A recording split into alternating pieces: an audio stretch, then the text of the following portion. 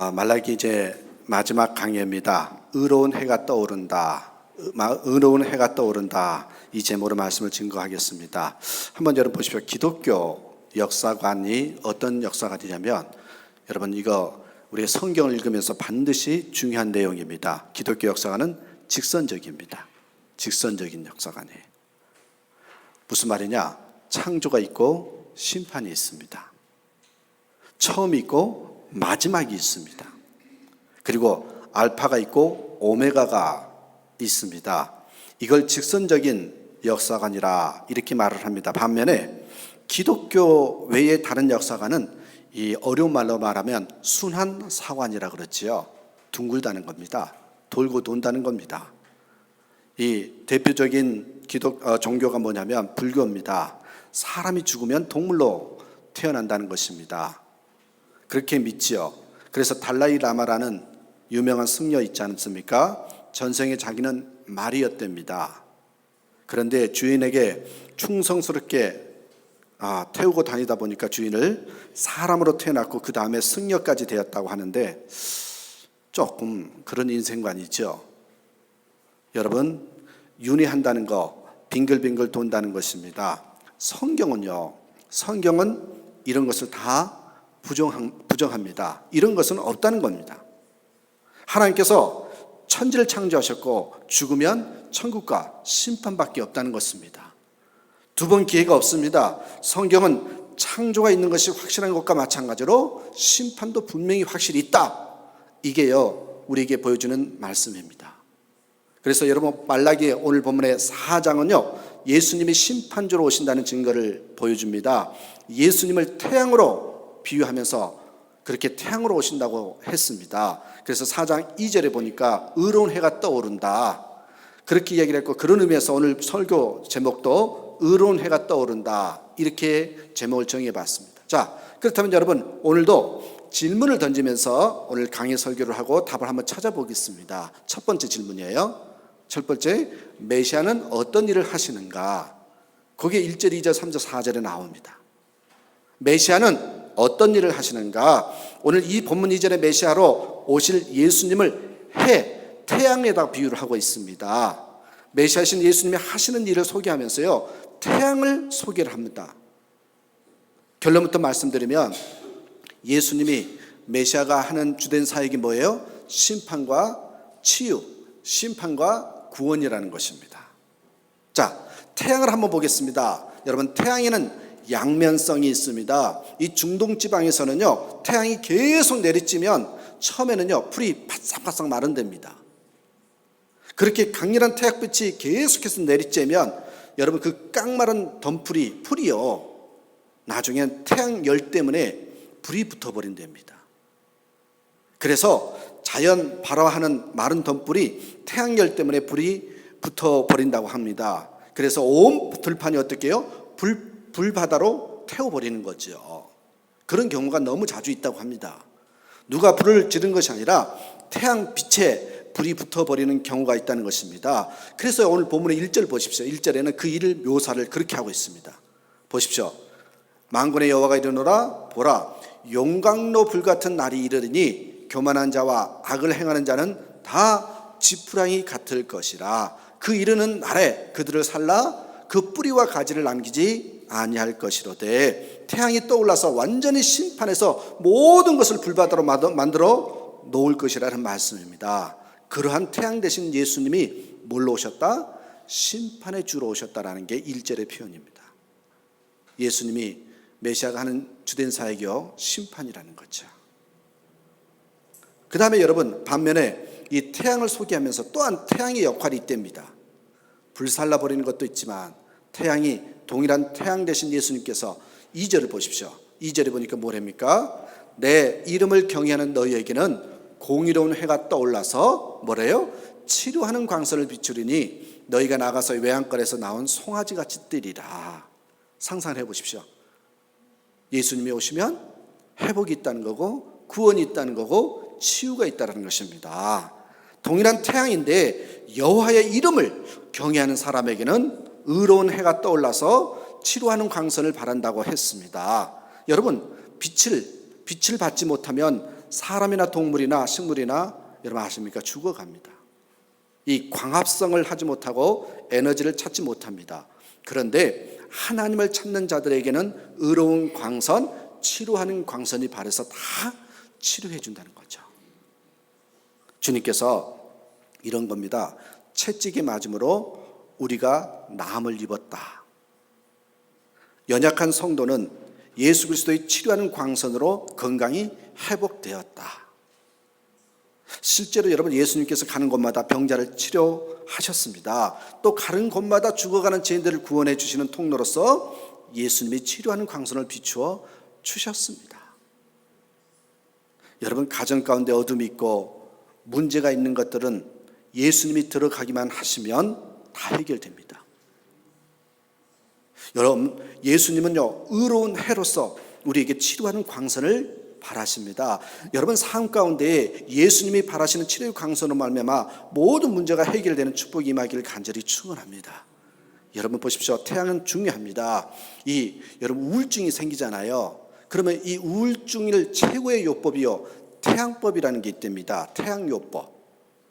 태양을 비추면 태양을 가서 태양 햇빛 아래 있으면요 우울병이 치료가 된다는 거예요. 반대는 뭡니까? 태양을 못 보면요 우울증이 생긴다는 겁니다. 태양은 적어도요 하루에 2-3시간을 보면 모든 우울증이 사라진다고 합니다.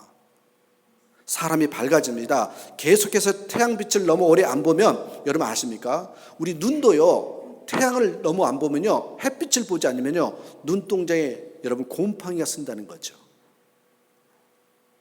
안과 의사가 그러는데요 진짜 우리 눈동자에도 곰팡이가 슬기 때문에 가끔 태양빛을 봐야 한다는 것입니다. 여러분 그리고 태양빛을 너무 안 보면 여러분 아세요? 피부가 죽는답니다. 설교 준비하면서 공부 많이 했습니다. 그리고요 피부암에 걸릴 가능성이 굉장히 높답니다. 그래서 여러분 유럽 사람들은요 일광욕을 굉장히 중요하시기 때문에 가끔 유럽에 가면요 낯 뜨거운 장면이 있지요. 그 이유가 있습니다. 유럽에는요 365일 중에서요 해가 뜨는 날이 약 50일 정도밖에 안 된답니다. 햇빛을 못 보면 누렇게 뜬대요. 얼굴이 누렇게 뜬답니다. 그래서 햇빛이 내리쬐면 이때다 싶어서 일광욕을 하는 거죠. 반면에 여러분 그런 걸 비하면 우리는 어떻습니까? 이 날마다 하나님 우리에게 축복을 주셨기 때문에 여러분 태양을 수시로 볼 수 있고요. 또 태양으로 곡식 있게 되고 건강할 수 있는 그런 땅에 살고 있다는 것도요 복 중에 복입니다. 여러분 지금 그 소중함을 몰라서 그렇습니다. 또 여러분 신약 성경에는요 예수님을 빛으로 소개하고 있습니다. 빛, 그 의미가 있지요. 영적 의미가 있습니다. 여러분 빛이 올 때 어둠이 사라지잖아요. 무슨 말이냐? 예수님이 오신 곳에는요 확실해진다는 것입니다. 예수님이 계신 곳에는요 분명히 아십시오. 모호한 것이 없습니다. 예수 아니면 노예예요. 애매모호한 게 없습니다. 예를 들어서 내가 졸업을 했습니다. 진로가 어딘지 모호할 때 여러분 예수님이 들어오셔서 빛을 비춰주시면요 확실한 길로 변화됩니다. 하나님의 뜻이 무엇인지 모르는 사람은요 예수님 앞에 나오기만 하면요 확실히 알 수 있습니다. 왜냐하면 예수님은 빛이시기 때문에 그렇어요. 그렇게 해서 그런 의미가 있기 때문에 예수님을 빛에다가 비유한 것입니다. 여러분 비전이 모호하다면, 비전이 없다고 생각하면 예수님 앞에 나와 보십시오. 예수님이 그 모든 것을 확실하게 해줍니다. 여러분 이 말은 무슨 말인지 아십니까? 여러분 그리스도인이 흐리멍텅한 모습이 있다면 아직 주님의 빛을 분명하게 경험하지 못했다, 이 말이에요. 내가 진짜로 예수님을 만나고 주님의 빛에 거하고 주님이 내 안에 계시다면요 흐리멍텅해질 수가 없다는 거예요. 그리고 여러분 오늘 3절을 보십시오. 3절에 이렇게 이야기를 해요. 예수님을 의지하고 가는 자에게 마지막에 임하게 되는 축복이 뭔지 아십니까? 3절에 또 너희가 악인을 밟을 것이니 그들이 내가 정한 날에 너희 발바닥 밑에 재와 같으리라. 만군의 여호와의 말이니라. 한마디로 뭐예요? 승리입니다. 승리. 저는요 이상하죠. 이 3절 말씀을 읽으면서요 성교가 무엇인지 떠오르더라고요. 선교가 무엇인가?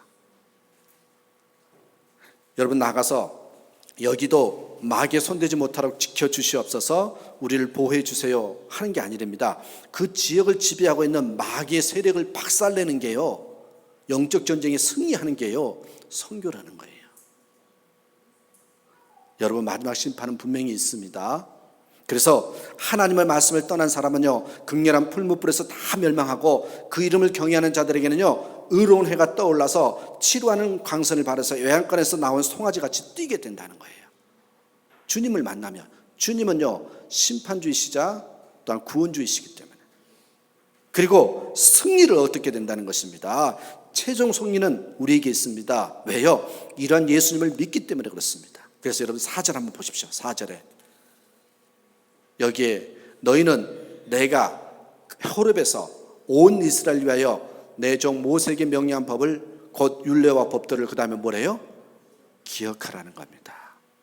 예수님은 이런 분이시니까, 우리 하나님은 이런 분이시니까 마지막 단어, 여러분 반복되는 단어가 기억하라는 겁니다. 굉장히 중요합니다.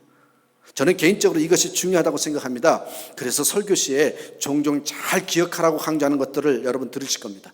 새벽 기도 때 막 종종 그러잖아요. 여러분 다른 건 다 잊어버리시라도 이것만은 기억하라고 계속 뻥치잖아요. 너무 중요한 게 많잖아요. 이게 제일 중요하다는 것만 해도 아마 새벽 기도 나오신 분들은 수백 가지 들으셨을 거예요. 그죠? 무슨 말이냐면 그만큼요 기억하라는 뜻입니다. 여러분 신명기에서 제일 많이 나온 단어가 기억하라는 것이 됩니다. 우리가 하나님 앞에서 올바르게 살아가려면 꼭 여러분 새로운 메시지를 드려야 하는 것이 아닙니다. 복음은 새로운 것 없습니다. 이미 받았던 말씀입니다. 그것을 새롭게 기억하는 것이 필요하다는 뜻입니다.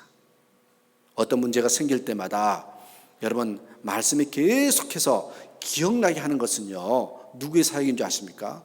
내가 들었던 말씀이 자꾸 새롭게 기억나요? 그건 성령님께서 하시는 사역입니다. 여러분 장차 성령이 오시면 내가 너에게 이런 모든 말을 기억나게 하시리라, 요한복음 16장에 나온 말입니다. 말씀이 기억나는 삶이 축복의 삶입니다. 말씀이 기억나서 내가 이렇게 순종해야 되겠구나, 이렇게 나아가야 되겠구나 하는 것을 깨닫는 저와 여러분의 삶이 되길 간절히 축원합니다. 자, 여기에서 우리가 첫 번째로 메시아가 예수님이 주로 하시는 사역이 무엇인지에 대해서 전제로서 복음을 전해드렸습니다. 자, 그러면 두 번째로 질문을 던져볼게요. 주의 길을 예비하는 사역이란 무엇인가? 여러분 5절은요 5절 말씀 보십시오. 세례 요한에 대한 예언입니다. 5절에 뭐랍니까? 보라, 여호와의 크고 두려운 날이 이르기 전에, 심판이 있기 전에 내가 선지자 엘리야를 너에게 보내리니.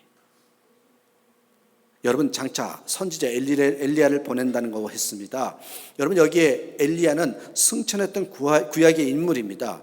그런데 엘리야가 장차 너에게 오겠다고 했습니다. 예수님은 여러분 이 엘리야가요 세례 요한이라고 했습니다. 세례 요한의 이야기가 나온 이유가 무엇일까요? 여러분 세례 요한의 사역에 주목해야 한다는 것입니다. 여러분 세례 요한의 사역은 뭐냐면은 길을 닦는 사역을 했습니다. 예수님이 오시도록요 길을 마련한 사역이요 세례 요한의 사역입니다. 주의 길을 예비하는 사역입니다. 그렇습니다. 우리도요, 우리 교회도요 주의 길을 예비하는 사역이 되어야 한다는 거죠. 여러분 잘 들어보십시오. 이렇게 제가 써놨어요. 문명이라는 것이요, 문명의 특징에 보면은 이 흥황하는, 왕성하는 문명이 있고요, 멸망하는 문명이 있답니다. 시간이 지날수록 번성하는 문명이 있고 시간이 지날수록 멸망하는 문명이 있답니다. 날마다 여러분 흥왕하는 문명의 특징은요 다른 게 아니래요. 길 닦는 문명이랍니다. 왜 여러분 로마가 그렇게 흥왕했냐고 책을 보니까요 모든 길은 로마로 통한다 그런 말이 있지 않습니까? 그래서 로마는요 기회만 닿으면요 길을 닦았답니다. 여러분 왜 유럽 문화가 그렇게 왕성했느냐? 길을 닦았기 때문이랍니다. 히틀러 당시 만들었던, 여러분 저도 한번 가보니까 독일의 고속도로 아우토반이라고 그러잖아요. 지금도 계속 시속 200km 넘게 자동차가 쌩쌩 달려도요 그 지반이 내려앉지 않습니다. 재밌는 게 독일 아우토반 가니까요 제한 속도가 200km더라고요. 거기는 좀 다르대요. 튼튼하게 길을 넓게 닦았기 때문입니다. 여러분, 미국이 지금까지도 그렇습니다만 왕성했던, 흥왕했던 이유가 뭔지 아십니까? 서부를 개척하자마자 동서 대륙 횡단 철도를 뚫고요, 고속도로를 뚫었기 때문이 됩니다. 길을 뚫을 때 문명이 살아나더라는 거죠. 반면에 여러분, 우리나라나 동양 문화권은요, 여러분 중국에 보면 큰 성이 있죠. 뭐예요? 만리장성이 있죠. 주로요, 성을 쌓는 그런 여러분 문명이었다는 겁니다. 그래서 서양의 동양권이 졌다라는 겁니다. 다행히 누가 그러대요. 성을 쌓지만 비행기가 만들어져서 그걸 넘어섰기 때문에 동양권이 살아났다라는 얘기를 합니다. 우리는 성을 쌓는 문화였기 때문에 자꾸만 여러분 성을 쌓아 놓으니까 자기도 그 안에 갇혀버리는 겁니다. 갇혀서 자기도 나가지 못하는 거죠. 그러다 보니까 결국 발전하지 못하고 넘어지게 돼 있습니다. 여러분, 똑같습니다. 교회도요, 두 가지 교회가 있습니다. 길을 닦는 교회가 있고요, 성을 쌓는 교회가 있습니다. 분명히 아십시오. 길을 닦는 교회가 있고요, 성을 쌓는 교회가 있습니다. 많은 교회들은요, 하나님이 자기 자신에게 주었던 능력으로요, 한국 교회가 어떻게 했느냐면 건물 짓고요, 예형적으로 보이는 것에 투자를 했습니다. 지금 보십시오. 그렇게 성을 쌓고 건물 짓고 그곳에 투자했던 한국 교회가 지금, 아니 그 전에 유럽도 그랬지요. 여러분, 헛된 수고입니다. 그러나 여러분, 길 닦는 사역, 길 닦는 교회, 영혼 살리는 사역은요, 눈에 보이진 않지만 여러분 아셔야 됩니다. 하나님이 기뻐하시는 사역입니다. 우리 하늘교회는요, 성을 쌓는, 내 교회만 잘 되는 그런 교회가 되어서는 안 됩니다. 길을 닦는 사역이 되어야 됩니다. 여러분, 교회를 생각할 때 내 교회의 부흥만을 생각하면 안 됩니다. 하나님 나라라는 관점으로 보아야 됩니다. 제가요, 다시 한번 소개해 드리겠습니다. 이전에 목회자 칼럼에 썼습니다만, 여러분, 내 교회가 아닌 주님의 교회가 부흥되어야 한다는 거예요. 지난 목요일 새벽에요, 기도하는 가운데 제가 새벽 기도도 나눴습니다만은 상파울로에 있는 교회를 놓고 기도하는 가운데 이 회개하는 마음이 들었습니다. 제가 일주일에 한 번은 상파울로에 있는 지역교회를 위해서 기도하는데요, 지난 목요일에 기도하는데요, 가슴이 미어지도록 그렇게 아프더라고요. 잘못했다고, 회개했다고. 그 회개하는 시간을 가졌습니다. 여러분, 내 마음에 내 교회만을 잘 되기를 바라면서 은근히 여러분, 잘 안 되는 교회에 대해서요, 가십거리로 다른 사람에게 전하는 나의 심보를 보게 된 거거든요. 내 교회만 잘 되면 된다. 내 교회만 잘 되면 된다. 여러분, 이 심보가 있는 것을 제가 발견한 겁니다. 때론 여러분, 신실한 분들이, 교회를 잘 섬기고 신앙생활 잘했던 분들이 종종 교회 성장에다가 거부감을 갖고 비판한 분들이 있습니다. 그 이유가 뭔지 아십니까? 그 이유는요, 주님의 교회 성장을 추구하지 않고요, 내 교회 성장을 추구하기 때문입니다. 여러분, 여기에서 말하면, 쉽게 비유하자면 여러분, 주님의 교회는요, 길 닦는 사역을 하는 교회고요, 내 교회만을 여러분 성장하기를 바라는 사람은요, 성을 쌓는 그런 것과 똑같다는 것입니다. 여러분, 불신자에게 복음을 전해서 하나님 나라 백성으로 만들고 하나님의 통치 영역을 넓혀가는 것이 진정한 성장입니다. 근데 이미 구원받은 사람들을 끌어모아서 자신의 교인 숫자를 늘리고 교회를 성장시켰다고 자랑을 합니다. 그래, 정확한 표현은 여러분, 그런 교회는 교회 성장이 아니라 영혼 구원을 추구하지 않는 것이 맞습니다. 그러니까 교회 성장이라고 말하는 것이 아니고 그것은요, 그냥 사람을 모은 것입니다. 여러분, 교회가 성장했다고 자랑하는 목회자들을 여러분 자신의 교회 성장이 내 교회 성장이냐 주님의 교회 성장이냐 심각하게 물어보고 생각해 봐야 됩니다. 주님 앞에 심판받을 때 달란트 비유에서 한 달란트를 묻었다가 되돌린 종처럼 악하고 게으른 종이나 꾸중을 듣지 않도록 해야 됩니다. 주님이 허락하신 많은 인적 자원과 물적 자원을요, 주님의 교회를 세우는 데 사용하지 않냐고요, 내 교회를 세우는 데 유용하고 있을 수 있기 때문에 그렇습니다. 다시 말하세요, 영혼 살리고 하나님 나라 확장해서 길을 닦는 교회가 돼야지요, 내 교회 하면서 성 쌓는 교회가 돼서는 안 된다는 겁니다. 여러분, 그런 교회가 되려면 이 하늘교회가 또 다른 교회로서 개척할 이유가 없을 것입니다.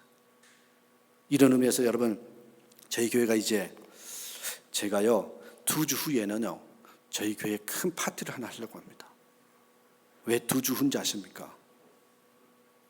2주 후에 우리 교회가요 주일을 100번째 맞이하는 날입니다. 그래서 제가 이벤트를 하나 준비하려고 합니다.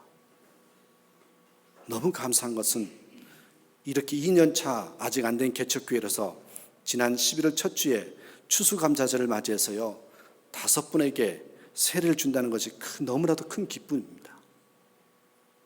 용서하고 들으십시오. 제가 남의 교회를 비난하고 비판하는 게 아닙니다. 이전 교회에서 제가 목회를 하면서 참 가슴이 아팠었어요. 왜 그러냐면 희한해요. 교인들 숫자는 늘어나는 것 같은데 이 성인 세례를 받는 숫자가 거의 없는 거예요. 그래서요 1년에 많으면 한두 명 주고요 주로 세례를 하는 게 뭐냐면 유아 세례. 애들은 많이 나서 애들 세례는 많은데요 성인 세례가 없더라고요. 그게 너무 가슴이 아팠습니다. 그런데 우리 교회에서 여러분 이렇게 5명이라면 대단한 것이라고 생각합니다. 저는 그렇습니다. 목회자에게 중요한 것은 장로 몇 명을 세웠느냐, 물론 그거 중요합니다. 그게 중요하지 않다는 게 아닙니다. 그러나 그것보다 더 중요한 것이요 세례 몇 명을 주었느냐, 저는 그게 정말 중요하다고 생각합니다.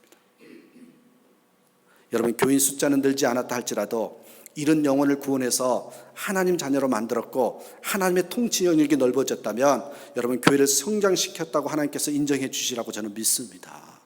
우리 교회에 많이 끌어모은 것보다 선교하고요 복음을 전해서요 그 사람들이 예수를 믿게 하는 것, 그런 의미에서 저는요 저희 하늘교회가요 신문을 만들기를 원하는 겁니다.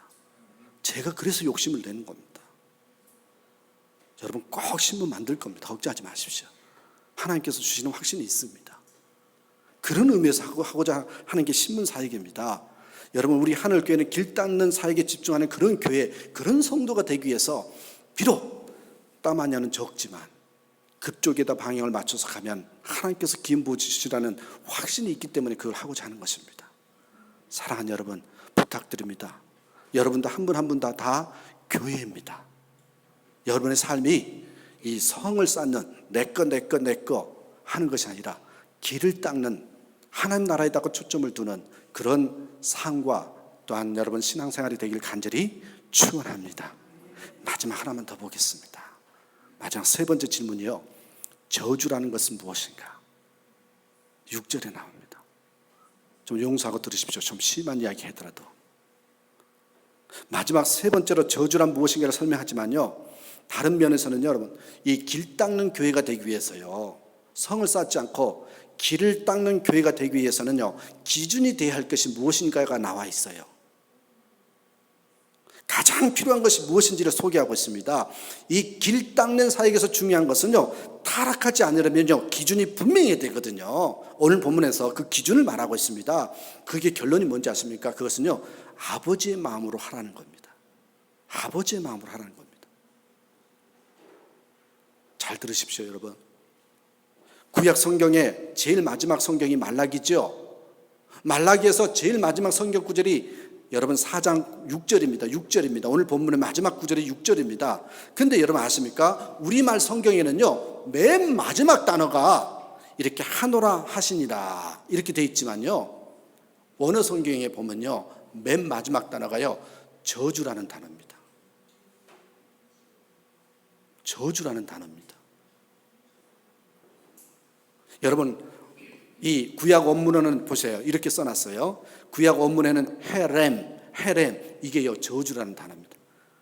구약 성경은 정확히 원어로 보면 헤렘 하고 끝나요. 저주라는 단어로 끝납니다. 여러분 6절 다시 한번 보겠습니다.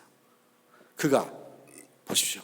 아버지의 마음을 자녀에게로 돌이키게 하고 자녀들의 마음을 그들의 아버지에게로 돌이키게 하리라. 돌이키지 아니하면 두렵건대 내가 와서 저주로 그 땅을 칠까 하노라 하시니라. 여러분 말라기 4장의 배경은 종말이잖아요. 1절에 용광로 불같은 날이 이르르니 5절에 여호와의 크고 두려운 날이 이르기 전에 여러분 그런 표현을 보시면 종말 시대 중에서도 마지막 때 일어날 일들을 말씀하고 있습니다. 여러분 아시죠? 종말은 하나님의 아들이 이 땅에 오심으로 시작됩니다. 그분이 이 땅에 오심으로 다시 말하면 재림으로 끝이 나는 거죠. 기독교 역사는 직선적이라고 했습니다. 창조가 시작된 역사는 재림으로 끝이 납니다. 그래서 성경을 시작을 뭐라고 그럽니까? 태초에 하나님이 천지를 창조하시니라 이렇게 시작했다가 마지막에 뭐래요? 아멘 주 예수여 어서 오십시옵소서 이렇게 끝이 납니다. 자 여러분 예수님이 이 땅에 오셔서 하실 일이 무엇입니까? 우리를 하나님의 자녀 삼으시고요 하나님이 우리 아버지이심을 알려주신 게 예수님의 사역 아닙니까? 그래서 하나님을 우리는 아버지라고 부르고 그분과 한 가족이 돼서 친밀한 교제와 삶을 누리면서 큰 복을 받습니다. 그래서 여러분 아셔야 됩니다. 마귀가 가장 싫어하는 일이 이 일입니다. 하나님과 가까워지는 거예요. 하나님과 가족으로 돼서 친밀하게 누리면서 사는 걸 마귀가 제일 싫어하고요. 하나님이 가장 기뻐하는 게 뭔지 아십니까? 이거예요. 하나님을 아버지라고 생각하면서요 아주 친밀하게 지내는 거예요. 마귀는 우리가 하나님의 자녀가 되지 못하도록 합니다. 자녀가 되어서는 하나님 아버지의 풍성함을 모르고 살도록 합니다. 이 땅의 아버지와 자녀의 관계를 깨뜨리고 상처나게 만들어서 하나님 아버지를 두려운 아버지로 속입니다. 여러분 아버지의 마음으로 살지 못하도록 하는 것. 그래서요 오늘 마지막 결론이 이거예요. 뭔지 아십니까? 저주란 아버지의 마음으로 살지 못하는 것. 기억하십시오. 마지막 단어가 저주인데 저주는 뭔지 아십니까? 무슨 일을 하든지요 아버지의 마음으로 하지 않는 거예요. 반대로 복은 뭡니까? 아버지의 마음으로 하면 복이에요. 이게 결론입니다 여러분. 그래서 여러분 잘 들어보십시오. 아버지의 마음이 없이 제가 이렇게 쭉 한번 써봤어요. 들어보십시오. 아버지의 마음이 없이 사회와 교회의 지도자가 되는 것은 저주입니다. 아버지의 마음 없이 선생님이 되면 그것이 저주입니다. 아버지의 마음 없이 사장님이 되면 그것은 저주입니다. 아버지의 마음 없이 목사가 되면 그것은 저주입니다. 아버지의 마음 없이 장로가 되고 권사가 되고 집사가 되는 것이 저주입니다. 아버지의 마음 없이 목자가 되는 것이 저주입니다. 반면에 여러분 하나님의 아들이 되어 살아가는 것이 최고의 복입니다. 하나님의 자녀를 많이 만들어가는 교회가 복된 교회입니다. 아버지의 마음을 가진 목회자와 리더가 많아지는 교회가요 가장 복된 교회입니다.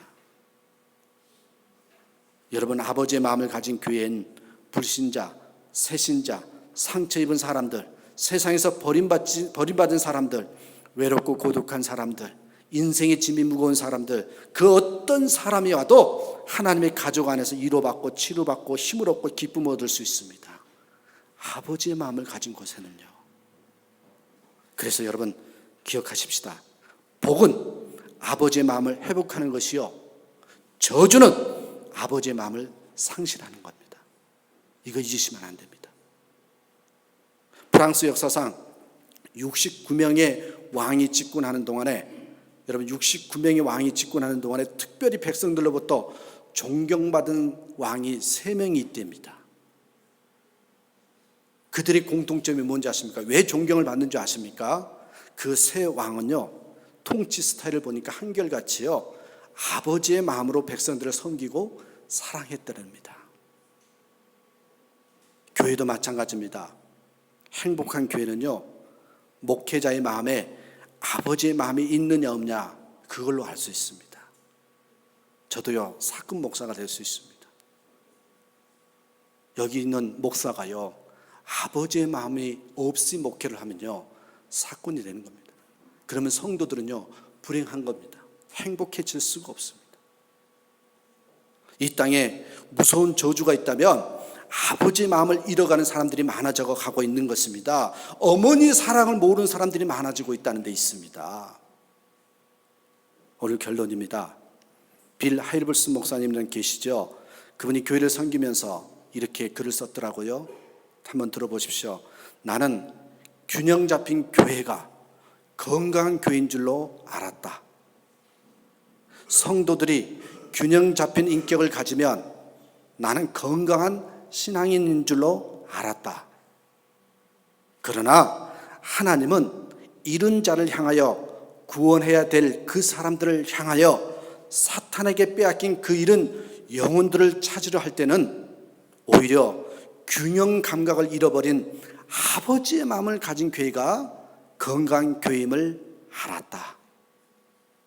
아버지 마음, 그 마음을 가진 사람이 건강한 인격이요 신앙이요 건강한 교회임을 알았다.